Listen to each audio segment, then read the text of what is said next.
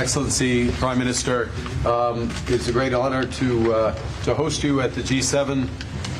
India has been coming to the G7, I believe, since 2018 in Biarritz with our French partners, and it's a testament to the importance of your country, to your leadership, and to the importance of the issues that we look to tackle together, from energy security, from the energy transition that you're helping to lead, to the future of artificial intelligence, to the fight that we have against transnational repression, against terrorism, against other factors, and the work that we can do together. And it is my great honor to have you here.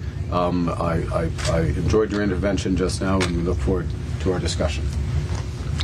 Excellency, मैं आपका बहुत बहुत आभारी हूँ कि आपने G7 में भारत को निमंत्रित किया, और मेरा भी सौभाग्य है कि मुझे 2015 के बाद फिर से एक बार कनाडा की धरती पर आकर के कनाडा के लोगों के साथ जुड़ने का एक अवसर मिला है।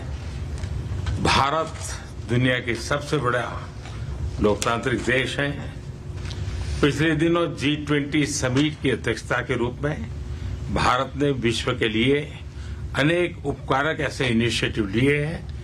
आज G7 के अंदर G20 में भारत ने जो मजबूत नींव रखी है, उसको एक प्रकार से नए स्वरूप में G7 में उसके एग्जीक्यूशन की दिशा में ले जाने में एक बहुत बड़ा अवसर है, और भारत इस अवसर का उपयोग ग्लोबल गुड के लिए करने के लिए हमेशा इच्छुक रहा है, आगे भी इच्छुक रहेगा।